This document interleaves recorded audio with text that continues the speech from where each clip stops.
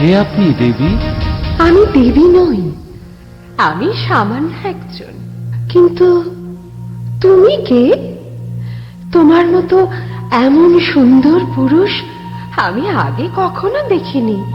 তুমি জটা ধারণ করে কেন তোমার রূপ নষ্ট করছো দেব?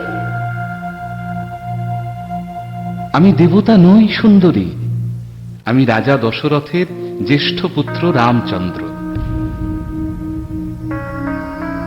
ইনি সীতা, আমার স্ত্রী, আর এ আমার ভাই লক্ষণ। কিন্তু তুমি এই পঞ্চবটী বনে কেন এসেছো প্রিয়? আমি পিতৃসত্য পালন করতে 14 বছর বনবাস পালন করছি সুন্দরী।